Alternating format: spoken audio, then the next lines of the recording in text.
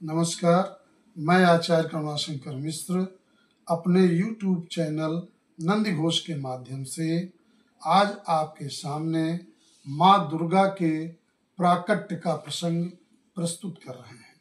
कहते हैं सतयुग में रंभ नाम का एक महान असुर हुआ।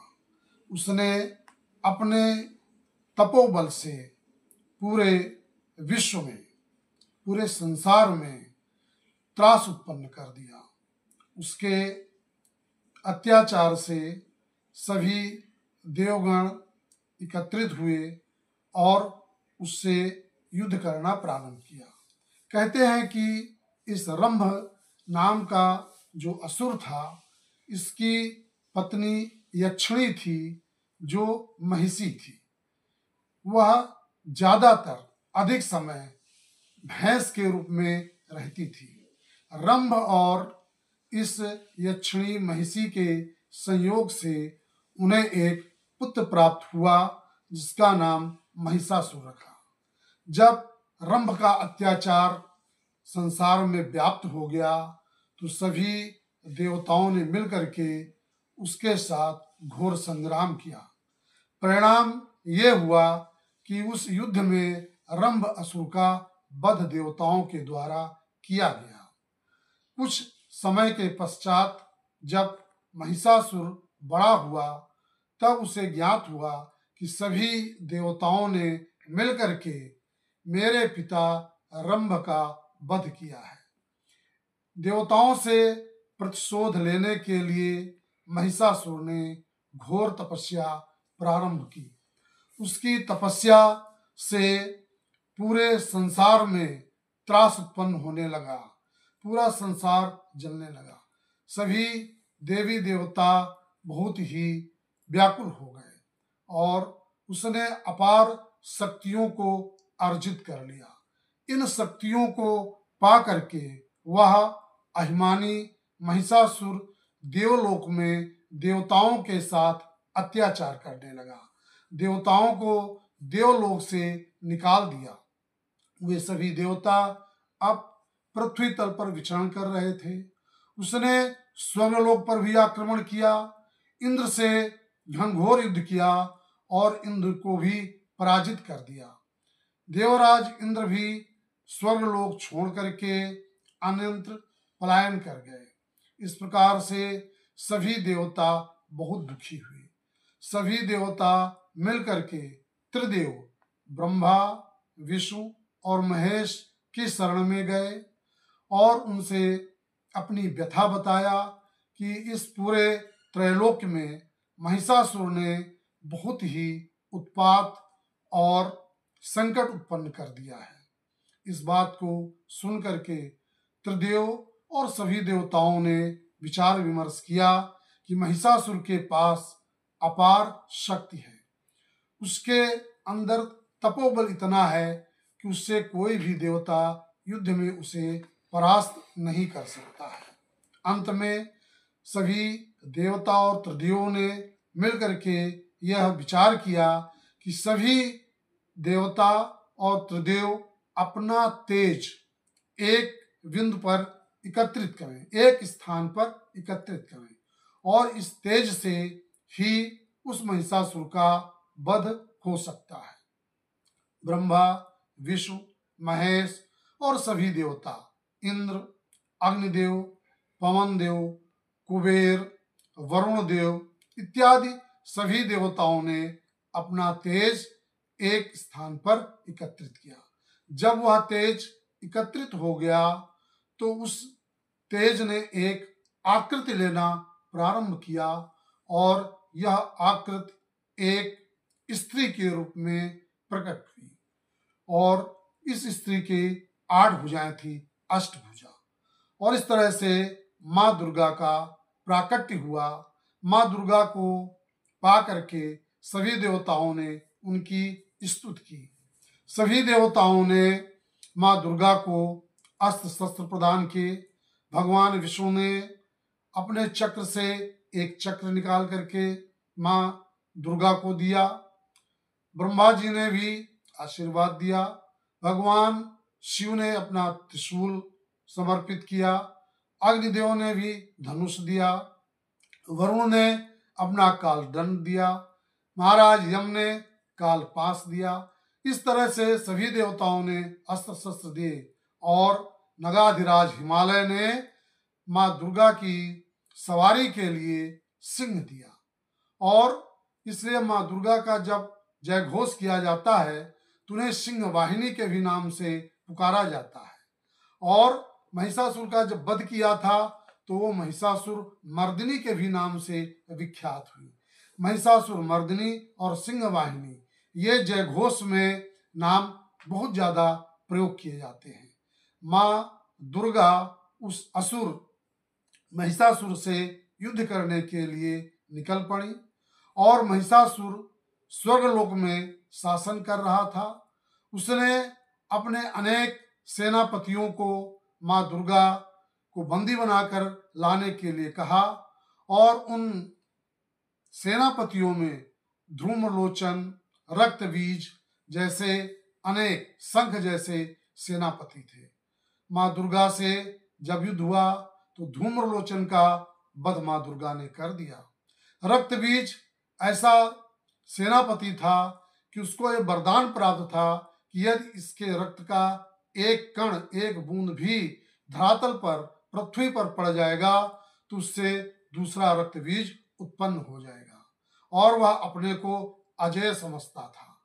माँ दुर्गा ने इस रक्तबीज का वध करने के लिए अपना स्वरूप बदल करके काली का रूप धारण किया। एक हाथ में खड्ग और दूसरे में खप्पर को रखा।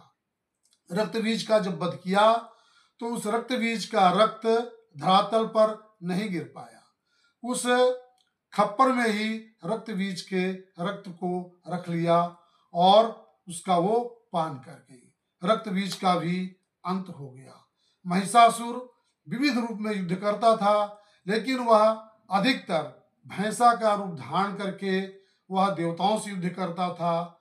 उसने यही क्रम माँ दुर्गा के साथ भी किया और भैंसे के रूप में वह माँ दुर्गा से युद्ध करने लगा। भयानक युद्ध हुआ, सभी दिशाओं में हाहाकार मच गया। माँ दुर्गा ने बड़ी तीव्रता से, जब वह भैंसे से मनुष्य के रूप में, आधा मनुष्य का रूप था, आधा भैंसे का रूप था, इसी मध्य माँ दुर्गा ने इतनी द्रुत गति से त्रिशूल का प्रहार उस महिषासुर के वक्षस्थल पर किया कि उसका अंत हो गया और इस प्रकार से महिषासुर का वध हो गया। कुछ समय के पश्चात शुंभ और निशुंभ नाम के ये दानव हुए। इन्होंने स्वर्गलोक पर अधिकार कर लिया। माँ दुर्गा ने शुंभ और निशुंभ के साथ उनके जो सेनापति चंड और मुंड थे उनका भी वध किया। मधुकैटभ नाम के भी दैत्य हुए। माँ दुर्गा ने, ये बड़े ही शक्तिशाली थे, इन दोनों दैत्यों का भी वध माँ दुर्गा ने किया। तो दुर्गा जी की अपार शक्ति थी। उन्होंने इन दैत्यों का संहार करके देवलोक और स्वर्गलोक में शांति की स्थापना की। माँ दुर्गा का इसीलिए महिषासुर मर्दिनी और सिंह वाहिनी के नाम से भी जाना जाता है। माँ दुर्गा की उपासना मुख्य रूप से जो भक्त करते हैं उन्हें शाक्त कहा जाता है। जिस प्रकार से भगवान शंकर के भक्तों को शैव और भगवान विष्णु के भक्तों को वैष्णव कहा जाता है, उसी तरह से शक्ति के उपासक भक्तों को शाक्त कहा जाता है। माँ दुर्गा की उपासना नवरात्र में बड़े ही मनोयोग से की जाती है। आप जानते हैं कि नवरात्रि 4 प्रकार के होते हैं, 2 प्रकट और 2 गुप्त। जो प्रकट रूप में नवरात्रि हैं उन्हें शारदीय नवरात्रि या आश्विन नवरात्रि के नाम से जानते हैं और चैत्र नवरात्र जिन्हें वासंती नवरात्रि कहते हैं, शुक्ल प्रतिपदा से लेकर के नवमी तिथि तक ये नवरात्र मनाए जाते हैं। ये प्रकट के नवरात्र हैं। 2 नवरात्रि और वर्ष में मनाए जाते हैं, जिन्हें गुप्त नवरात्रि कहते हैं। ये नवरात्रि आषाढ़ मास में शुक्ल पक्ष प्रतिपदा से नवमी तिथि तक और माघ मास में शुक्ल प्रतिपदा से नवमी तिथि तक मनाए जाते हैं। जो गुप्त नवरात्रि हैं इनकी उपासना साधक, सिद्धि, तांत्रिक, योगी करते हैं। इसमें देवी के 10 विद्याओं गुप्त नवरात्रि में 10 विद्याओं की उपासना साधक, योगी, तांत्रिक, जापक करते हैं। इनमें मुख्य देवी माँ काली हैं। माँ काली के अतिरिक्त तारा, कमला, छिन्नमस्तका, भुवनेश्वरी, त्रिपुर सुंदरी, बगलामुखी और मातंगी, धूमावती आदि माताएं हैं। इनकी उपासना यह गुप्त रूप से की जाती है। और जो प्रकट नवरात्रि हैं इनमें माँ दुर्गा के 9 स्वरूपों की वंदना, अर्चना, आराधना की जाती है। इनमें शैलपुत्री, ब्रह्मचारिणी, चंद्रघंटा, कुष्मांडा देवी, स्कंद माता, कात्यायनी देवी माता, कालरात्रि, महागौरी और सिद्धिदात्री, ये 9 स्वरूपों की वंदना की जाती है। नवरात्रि बड़ा ही पवित्र समय माना जाता है। साधक इसमें व्रत रखते हैं, अनुष्ठान करते हैं और अपने घर में कलश की स्थापना करते हैं। अब कलश की जो कल्पना है वो ब्रह्मांड की परिकल्पना है। जिस तरह से ब्रह्मांड में सकारात्मक ऊर्जा होती है वैसे ही कलश में भी सकारात्मक ऊर्जा होती है। कलश के ऊपरी भाग पर विष्णु का स्थान माना जाता, भगवान विष्णु का। कलश के मध्य भाग में भगवान शिव का स्थान माना जाता है और मूल भाग में भगवान ब्रह्मा का, विधाता का माना जाता है। कलश में माँ लक्ष्मी और भगवान गणेश जी की भी अवधारणा मानी जाती है। कलश में जल भरा जाता है। जल के 3 गुण हैं, निर्मल, शीतल और पवित्र। ये शरीर भी एक घट कलश के समान है और हमारे मन में भी ये 3 गुण होने चाहिए। मन निर्मल होना चाहिए, पवित्र होना चाहिए और शीतल होना चाहिए। जिस तरह से कलश की परिकल्पना है उसी तरह से इस शरीर की भी परिकल्पना है। जब कलश की स्थापना से उसमें ब्रह्मांड की सकारात्मक ऊर्जा उत्पन्न होती है। और कलश की और एक विशेषता है, उसमें जौ भी डाले जाते हैं, नीचे तल पर बोए जाते हैं और ये जौ इतने पवित्र माने जाते हैं। कहा जाता है सृष्टि की पहली फसल या उपज जौ है। ये बहुत ही पवित्र है। जब ये जौ उगते हैं तो इन जौ की फसल को देख करके साधक ये अनुमान लगा लेता है कि हमारे घर में सुख, शांति और समृद्धि रहेगी। यदि जौ ठीक प्रकार से उगे नहीं तो साधक समझता है कि हमें और अधिक साधना करनी चाहिए, इससे हमारे घर में आर्थिक संकट आ सकता है। जब जौ बहुत ही ठीक प्रकार से उगते हैं तो ये संकेत देते हैं कि आपके घर में सुख, शांति और समृद्धि रहेगी। कलश के साथ लोग पवित्र व्रत रखते हैं तो इसमें भी व्यक्ति व्रत रहता है। हमारा एक निवेदन है कि जब आप कलश की स्थापना करते हैं, अनुष्ठान करते हैं, तब आप भी अपने अंदर 3 क्रियाओं को करना आवश्यक है। मन को पवित्र रखो, चिंतन सकारात्मक हो, वाणी में संयम हो और आपके कर्म बड़े ही शुभ हों। मनसा वाचा कर्मणा, यदि तीनों में पवित्रता, शुचिता, निर्मलता है तो निश्चित रूप से नवरात्र में आपके द्वारा किया गया अनुष्ठान निश्चित रूप से फलीभूत होगा और आपको सकारात्मक जो है शक्ति प्राप्त होगी। नवरात्र में दुर्गा सप्तशती का पाठ किया जाता है। दुर्गा सप्तशती में 700 श्लोक हैं। इसके रचयिता ऋषि मार्कंडेय जी हैं और ये 700 श्लोकों का जो लोग वाचन करते हैं, जो लोग पाठ करते हैं, जो इसका स्मरण करते हैं या सुनते हैं, उन्हें बहुत ही पुण्य की प्राप्ति होती है। अब साधक विचार करता है, सामान्य व्यक्ति विचार करता है कि हम 700 श्लोकों का पाठ किस प्रकार करें। इसके लिए आपको एक बहुत ही सरल और सुगम जो उपाय मैं आपको बता रहा हूँ, गोस्वामी तुलसीदास जी ने इन 700 श्लोकों के पढ़ने से, दुर्गा सप्तशती के पाठ करने से जो पुण्य लाभ होगा वह रामचरितमानस की ये निम्नांकित चौपाइयों का पाठ करने से, श्रवण करने से वही पुण्य प्राप्त होगा। और वो चौपाइयाँ कौन सी हैं? माँ पार्वती की वंदना जनक जननी माँ जानकी के द्वारा जो की गई हैं उससे संबंधित हैं।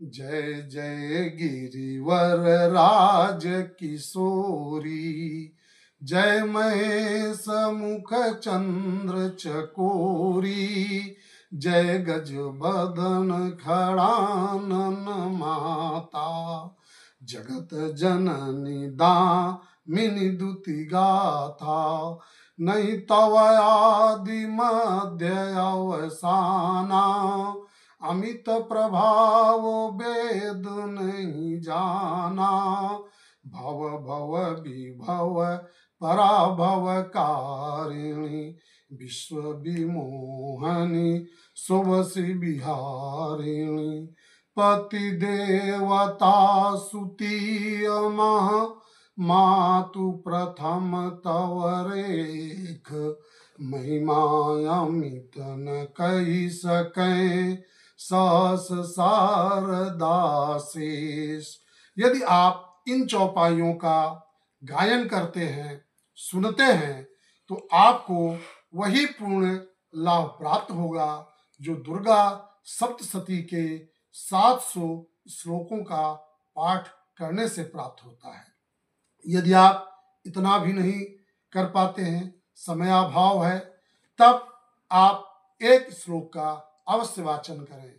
देवी प्रपन्नार्ति हरे प्रसीद, प्रसीद मातर जगतोऽखिलस्य, प्रसीद विश्वेश्वरि पाहि विश्वं, तमीश्वरी देवी चराचरस्य।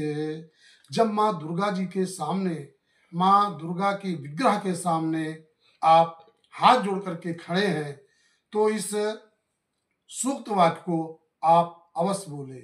या देवी सर्वभूतेषु शक्ति रूपेण संसिता, नमस्तस्यै नमस्तस्यै नमस्तस्यै नमो नमः। माँ दुर्गा के स्वरूप का अभी आपने नाम सुने। ये माँ दुर्गा के शक्तिपीठ से संबंधित हैं। नवरात्र में शक्तिपीठों में जाकर के लोग देवी की आराधना करते हैं, शक्ति की उपासना करते हैं। अपने देश में ये मान्यता है कि 51 शक्तिपीठ हैं। देवी भागवत में 108 शक्तिपीठों का भी उल्लेख मिलता है। कहीं कहीं पर 72 शक्तिपीठों का उल्लेख मिलता है। ये शक्तिपीठ क्या हैं? ये कहानी आपने अवश्य सुनी होगी कि जब ब्रह्मा जी के पुत्र दक्ष ने यज्ञ किया और उसमें भगवान शंकर का हिस्सा अंश नहीं रखा, तो ये देख करके माँ सती ने अपने योग बल से अपने शरीर को उस यज्ञशाला में भस्म कर दिया था और निर्जीव हो गई थी। तब भगवान शंकर ने उस सती के मृत शरीर को अपने कंधे में रख करके भ्रमण पर निकल गए। इस अवस्था को देख करके भगवान हरि ने, भगवान विष्णु ने अपने सुदर्शन चक्र से मृत सती के शरीर को काट काट करके विभिन्न स्थानों पर गिराया। ये मृत शरीर 51 स्थानों पर गिरे थे, जहां पर आज प्रसिद्ध शक्तिपीठ हैं। 42 शक्तिपीठ भारत में हैं, कुल 51 हैं। उन 51 में से वर्तमान भारत में 42 शक्तिपीठ हैं और 9 शक्तिपीठ देश के बाहर हैं, जिनमें से 4 शक्तिपीठ बांग्लादेश में हैं, 2 शक्तिपीठ नेपाल में हैं, 4 2 6, 1 शक्तिपीठ श्रीलंका में है, 1 शक्तिपीठ पाकिस्तान में है और 1 शक्तिपीठ तिब्बत में है। जो पाकिस्तान में शक्तिपीठ वह बहुत ही प्रसिद्ध है और उसका नाम हिंगलाज, माँ हिंगलाज देवी का है। यह बलूच प्रांत में स्थित है, हिंगोल नदी तट पर स्थित है। और आप जान करके आश्चर्य करेंगे कि इस शक्तिपीठ की उपासना में हिंदू भी जाते हैं और मुसलमान भी जाते हैं। हिंदू माँ हिंगलाज देवी के रूप में आराधना करते हैं और जो मुसलमान हैं वह नानी पीर के नाम से हिंगलाज देवी में जा करके अपनी स्तुति करते हैं, अपनी वंदना करते हैं। और इस प्रकार से शक्तिपीठों के माध्यम से माँ दुर्गा की आराधना की जाती है। और इस प्रकार से नवरात्रि बड़ा ही पवित्र और शक्ति संचित करने का समय है। इसमें हम व्रत रखते हैं, बहुत ही सुंदर कार्य है, बहुत ही सुंदर अनुष्ठान है। लेकिन एक प्रयोग करके और देखिए कि अपनी वाणी को भी आप पवित्र रखिए, अपने मन को भी आप पवित्र कीजिए। जब इस तरह से मन, वाणी और कर्म में शुचिता रहेगी, माँ भगवती का आशीर्वाद प्रत्येक साधक को प्राप्त होगा और उसकी मनोवांछित इच्छाओं की पूर्ति होगी और परिवार में सुख शांति और समृद्धि की वृद्धि होगी।